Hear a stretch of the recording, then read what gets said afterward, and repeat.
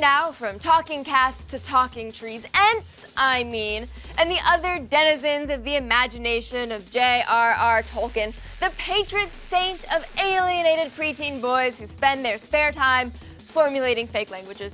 Of the spate of games released to coincide with Peter Jackson's Lord of the Rings films, probably the best was Battle for Middle-earth, a real-time strategy game that managed to feel just as huge and historic as the books themselves. The question now is whether the sequel can survive the port to a console. Here's our review of Lord of the Rings Battle for Middle-earth 2 for the Xbox 360. Okay, here we go. Another real-time strategy game set in World War II. Let's just get this over with. Hey, wait a second. This isn't Normandy. This is Middle-earth. Oh, thank God. It looks like our summer video game drought has finally come to an end. At least for this week. Victory is ours. The Lord of the Rings, The Battle for Middle-earth 2 takes everything you love about the classic Tolkien stories and allows you to control them on the Xbox 360. Put an end to this infestation. This time, the plot follows the lesser-known exploits of characters only briefly glimpsed in the films. The remaining leaders prepare for the Dark Lord's assault upon the northern lands. That's right, you'll actually be playing as one of these guys. Elrond forms a plan to unite his most powerful warrior, Glorfindel, with the dwarf leader Glóin, to make war on the goblins. But that's enough complaining. We're happy to report that unlike most strategy games played on a home console, using the controller to command your troops works almost perfectly. You arrived just in time. Our friends at Electronic Arts have licensed both the films and the literary trilogy, so you get the gorgeous production value of Peter Jackson's version, plus the expanded universe of the books. It's a worm! For example, Tolkien fanatics will be happy to know that cult favorite Tom Bombadil has returned after getting cut from the first film. He's basically a superpowered military unit who shows up, sings a song, and causes everyone to drop dead. He's kind of like the Great White of Middle-earth.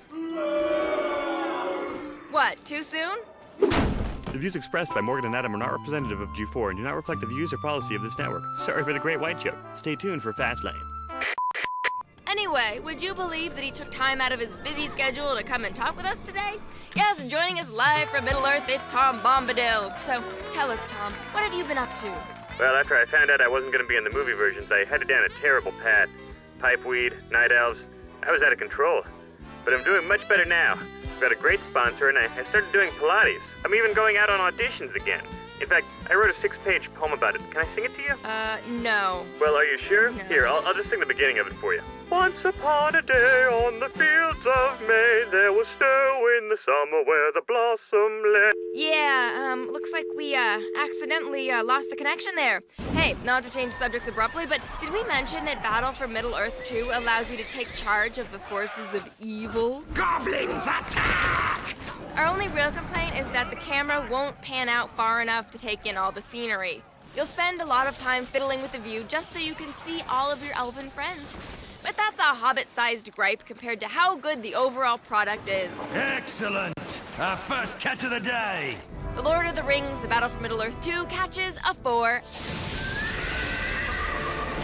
out of 5.